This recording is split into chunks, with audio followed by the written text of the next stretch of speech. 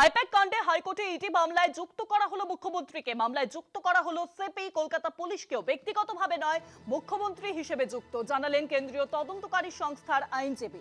ED সঠিক কাজ করেছে, আমি খুশি। ইডি পর্যবেক্ষককে সমর্থন শুভেন্দু অধিকারীর বিরোধী দলনেতা তিনি সমর্থন করেছেন। মামলায় যুক্ত করা হলো এবার মুখ্যমন্ত্রী মমতা বন্দ্যোপাধ্যায়কে।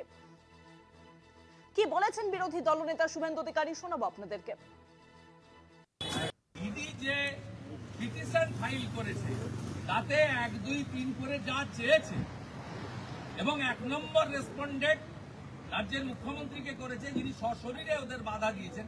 এরপরে তো আমার মনে হয় ইডির উপরে গোটা পশ্চিমবাংলার মানুষের আস্থা শতগুণ বেড়ে গেল। বাকিটা তো কোর্ট বলবে আড়াইটা। আইপ্যাক কাণ্ডে হাইকোর্টে ইডির মামলায় যুক্ত করা হলো এবার মুখ্যমন্ত্রী মমতা বন্দ্যোপাধ্যায়কে। গতকাল আমরা দেখেছি যে 2.5 বছর আগের একটি কয়লা পাচার মামলায় যার মূল অভিযুক্ত অরূপ মাঝি ওরফে লালা, সেই ঘটনার তদন্তে নামে কেন্দ্রীয় তদন্তকারী সংস্থা এনফোর্সমেন্ট ডিরেক্টরেট।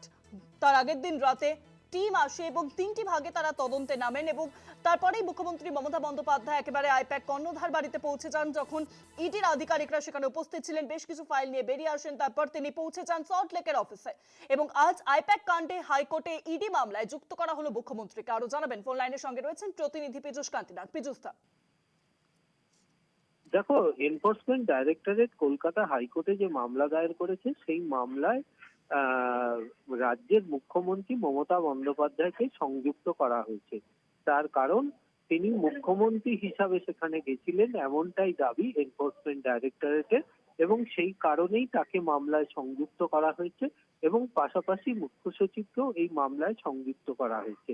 এই মামলা শুনানির জন্য বিচারপতি শুভ্রা ঘোষের এজলাসে উপস্থিত থাকলে আদালতে চরম ভিড় এবং ভিড় এবং বিভিন্ন কারণে বা আদালতে শুনানির মতো পরিস্থিতি না থাকায় বিচারপতি এজলাস ছেড়ে চলে যান এবং পরবর্তীকালে তিনি জানিয়ে দেন আগামী 14ই জানুয়ারি পর্যন্ত এই মামলা মুলতুবি রাখা হবে। অনেক ধন্যবাদ পীযূষদা। ফোন লাইনের সঙ্গে ছিলেন প্রতিনিধি পীযূষ কান্তিনাগ। আইপ্যাক কাণ্ডে হাইকোর্টে ইডি মামলায় যুক্ত করা হলো এবার মুখ্যমন্ত্রী মমতা বন্দ্যোপাধ্যায়কে।